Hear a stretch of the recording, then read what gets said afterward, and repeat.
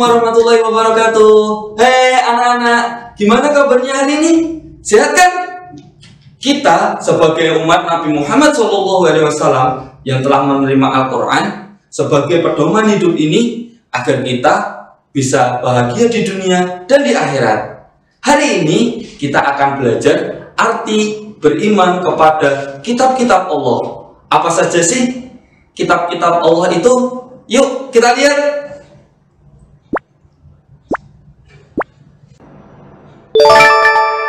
Yang pertama, kitab Taurat diwahyukan Allah kepada Nabi Musa alaihissalam untuk Bani Israel.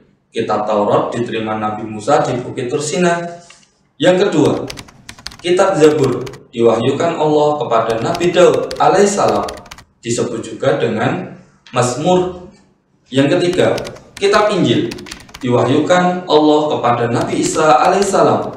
Di dalam Injil terdapat petunjuk dan cahaya yang membenarkan kitab-kitab sebelumnya. Yang keempat, kitab Al-Quran diwahyukan Allah kepada Nabi Muhammad SAW sebagai pedoman hidup bagi manusia hingga akhir zaman. Kitab suci terakhir yang diturunkan Allah. Itu tadi 4 kitab-kitab Allah yang diturunkan kepada Nabi dan Rasulnya. Kitab-kitab itu apa sih? Kitab Allah adalah kitab suci yang diturunkan Allah kepada Nabi dan Rasulnya, yang berisi tentang kumpulan wahyu atau kalam Allah Subhanahu wa Ta'ala. Secara garis besar ada 6 isi kitab-kitab Allah. Yang pertama, mengajarkan tentang tauhid. Yang kedua, mengajarkan tentang akidah. Yang ketiga, mengajarkan tentang hukum dan aturan. Yang keempat, mengajarkan tentang janji-janji pahala dan ancaman. Yang kelima, mengajarkan tentang larangan dan perintah. Yang keenam, menceritakan tentang kisah-kisah umat terdahulu agar kita bisa belajar dari itu. Itu tadi adalah isi dari Al-Quran yang harus kita imani. Apa sih iman itu? Yuk kita cari di perpustakaan.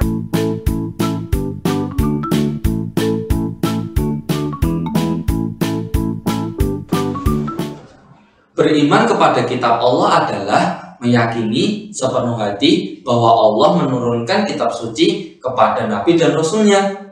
Sekarang, perilaku apa saja sih yang mencerminkan kalau kita itu beriman kepada kitab-kitab Allah? Yang pertama, meyakini bahwa kitab-kitab Allah adalah kebenaran hakiki. Yang kedua, meyakini bahwa kitab-kitab Allah adalah kalam dari Allah Subhanahu wa Ta'ala dan bukan dari Rasul.